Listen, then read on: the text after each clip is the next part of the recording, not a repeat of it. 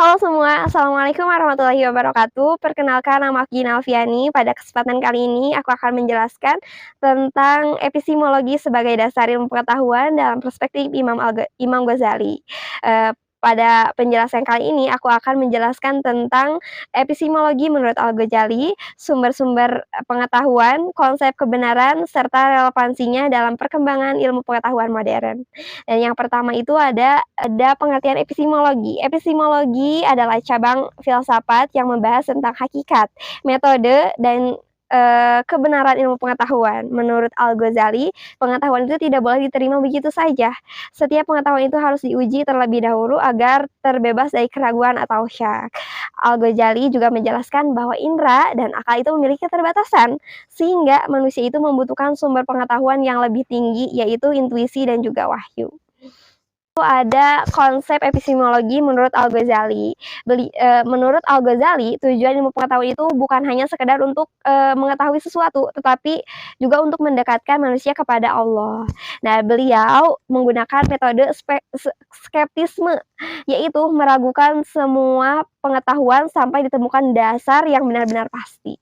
Dan epistemologi menurut Al-Ghazali itu memiliki 4 karakteristik utama. Yang pertama itu heuristik, yang menggabungkan akal dan juga spiritual, dan yang kedua itu hierarkis karena sumber pengetahuan itu memiliki tingkatan, yang ketiga itu etis karena ilmu pengetahuan itu ilmu itu harus membentuk akhlak, dan yang keempat itu teleologis karena tujuan akhirnya itu adalah mencapai kebahagiaan dunia dan akhirat.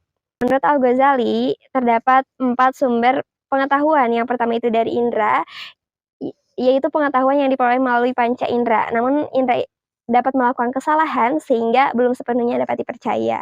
Dan yang kedua itu ada akal, yaitu berfungsi untuk mengolah informasi dari indera melalui proses berpikir logis.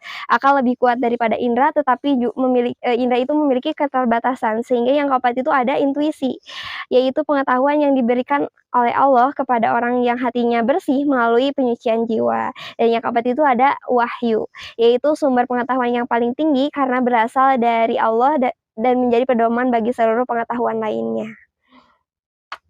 Yang keempat ada konsep kebenaran. Al-Ghazali membagi kebenaran menjadi 3 tingkatan. Yang pertama itu kebenaran indrawi yang berdasarkan dari pengalaman indera, dan yang kedua itu ada kebenaran rasional, yaitu hasil pemikiran logis yang menggunakan akal, dan yang ketiga itu ada kebenaran yang hakiki, yaitu kebenaran tertinggi yang berasal dari wahyu didukung oleh intuisi.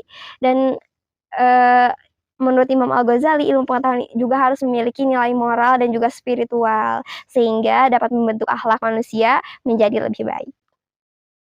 Yang kelima ada relevansi di era modern. Pemikiran Al-Ghazali itu masih sangat relevan untuk digunakan di era modern saat ini, karena di tengah banyaknya informasi yang beredar, tidak boleh langsung dipercaya, tetapi harus memverifikasi kebenarannya.